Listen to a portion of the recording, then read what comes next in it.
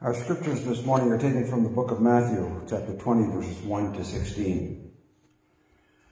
For the kingdom of heaven is like a landowner who went out early in the morning to hire laborers for his vineyard. After agreeing with the laborers for the usual daily rate, he sent them into his vineyard. And when he went back out about 9 o'clock, he saw others standing idle in the marketplace. And he said to them, "You also go into the vineyard, and I will pay you whatever is right." And so they went.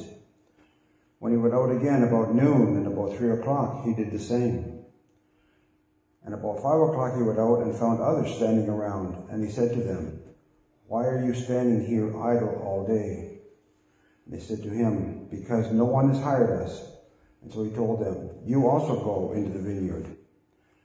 When evening came, the owner of the vineyard said to his manager, "Call the laborers and give them their pay, beginning with the last and then going to the first." When those hired about 5 o'clock came, each of them received the usual daily wage. Now when the first came, they thought they would receive more, but each of them also received the usual daily wage. And when they received it, they grumbled against the landowner, saying, "These last worked only an hour, and you have made them equal to us, who have borne the burden of the day and the scorching heat." But he replied to one of them, "Friend, I am doing you no wrong. Did you not agree with me for the usual daily wage? Take what belongs to you and go. I choose to give to this last the same as I give to you. Am I not allowed to do what I choose with what belongs to me? Or are you more envious because I am generous? So the last will be first, and the first will be last."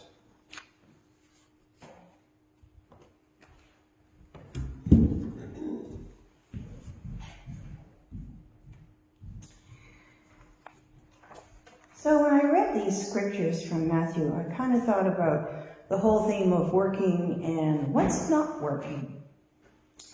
You know, when you look at our world today, you can think of a lot of things that just don't seem to be working. It's kind of that question that implies, what isn't quite right?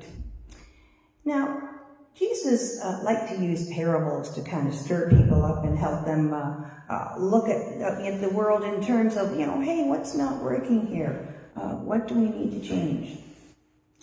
Now, the parable of the workers in the vineyard is one that's so well known that it's in danger of losing its meaning. We all know it, but we don't think about it very much. But for Matthew's first audience, it was astonishing. Many of them would have been day laborers. Very few made the choice of this occupation. Some of them were dispossessed peasants, lost their farms. Others were unfortunate to have been born after the first one, because the first one inherited everything and the others nothing. These people were considered expendable. They were certainly the people who were downwardly mobile in their society. Now, the first thing that would have shocked them was that it was the landowner himself who went out to hire the laborers for his vineyard. Why didn't he send his manager? Something really important is going on here. And the story goes on again in an unusual manner. The same landlord returns to the market to hire more workers every 3 hours. Now, why did he know how many workers he needed in the first place? Perhaps he's not a very good manager after all. Or perhaps he's more concerned about the needs of the laborers in the market than he is of his own. He makes a contract with the first group of workers, but to the next 3, he only promises what is fair. And to the last group, who were hired with only 1 hour to work, he actually didn't promise anything. Maybe they just thought they were lucky to have got any work at all. Well, when it was quitting time, the landowner asked the steward to call the workers for his pay. It was the law in Leviticus and Deuteronomy that workers were to be paid daily. Well, the landowner sets the stage for the next scene that follows. He asks them to line up with the last group going first. Suppose he'd done it the other way. Those first people would never have known what the other people were paid, so he really wants to make a point of this by bringing up the last group first. Imagine their joy when they looked and saw what they had in their hands, a denarius, which was the pay for a full day's work. They might have been anticipating going home and having to say that no, there was no money for a dinner that night. But they must have run home and said, look, there's going to be food to eat and perhaps some wine on the table as well. And the people at the end of the line were also excited. A denarius for 1 hour's work. Well, if that was the going rate, then they should receive 12 denarius. Imagine their disappointment as the steward continued down the line, giving each one a denarius. They grumbled and murmured against the landowner, a lot like the Israelites in the desert who grumbled against Moses. They were complaining against their employer. I wonder what was bothering them the most. The fact that they hadn't received more money than those last workers, or that the landowner, as it says, made them equal to us. And the landowner asked them if they thought they had been treated unfairly. They were getting exactly what they had agreed to. So were they just envious? Now the word for envious was actually to turn the eye against. In other words, to give the evil eye to the landowner. Well, there are many parallels that can be made with the parable of the prodigal son in Luke's gospel. The eldest son begrudges his younger brother for getting a feast just because he has returned. And Matthew's audience may not have understood that this is a parable about the kingdom of heaven. So just to put a stamp on it, Jesus says, so the last will be first and the first will be last. Now we get it. It's a story about God's grace. Now there's an interesting footnote in the New Annotated Oxford Bible that says this, that this is not a statement of economic rights, but rather an assertion of permission to exceed conventional expectation. And what that means is that this is about God's abundant and amazing grace that goes beyond our wildest dreams. If we look at today's labor situation, can we use that same lens? Now suppose for this purpose, imagine a union negotiating with their employer. And I'm not picking these two because I'm pro or anti-union, but just to make the point. Well, suppose that the union comes and it says this is what they want. We want the same amount of wages paid to the full-time, part-time, and casual staff, no matter how many hours they have worked. How do you think the employer would react? Well, that's going to break us. We can't afford to do that. Now, suppose the situation is reversed, and the employer says that this is the offer. We will pay the same wages to the full-time, part-time, and casual staff, no matter how many hours they have worked. Now, do you think the union would be happy with that? Or would they say that the pay should be commensurate with the hours worked, and the full-time should be paid more? You see, what we consider to be fair depends mostly on our point of view. Now, currently we know that the Ontario Nurses Association was in mediation, but those talks have fallen down. Now, according to the Ontario Nursing Association, the main issues are burnout, long hours, insufficient staffing. We hailed them as heroes during the COVID crisis, but now they have been left behind. What would it look like for the first to be last and the last to be first in this situation? We are in a period of economic inflation. Now, economic inflation is caused when too many people are working and buying too many goods and services. Wait a minute. Isn't it supposed to be a good thing if people are working and able to buy what they want? Well, you'd think so. But economists say that unemployment will bring inflation down. People who can afford to lend and borrow money under this system will benefit, but the rest of us will pay more and get less. Who are the last that shall be first, and the first that shall be last? Why is there a labor shortage in Canada? In the post-COVID economy, many people chose to retire instead of returning to work. They called it the Great Resignation. Now, fewer people want to travel to an office or have useless meetings. Have you ever gone to a meeting and then it's a meeting about having a meeting? Yeah, I see some nods.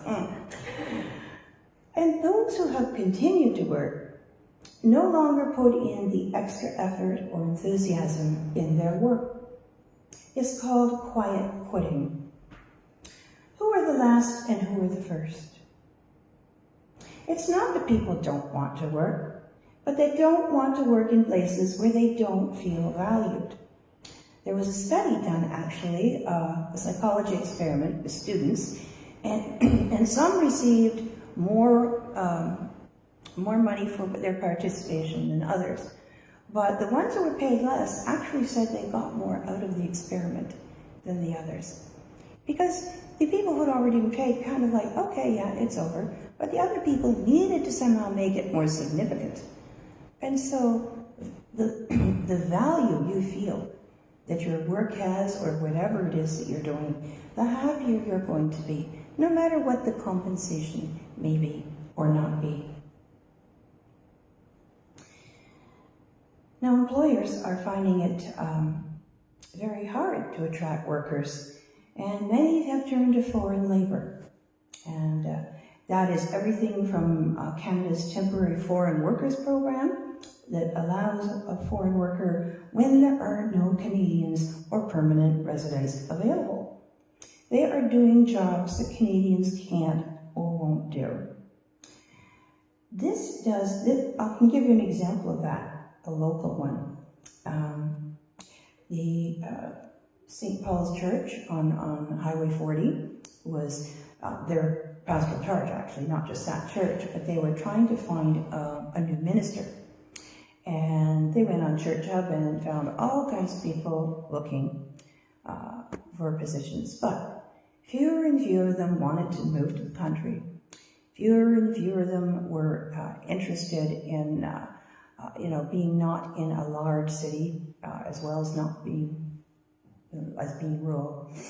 And it got so that, they were calling people and those people were turning the job down and saying, no, they didn't want to, even though they might have been listed as people who would have been interested.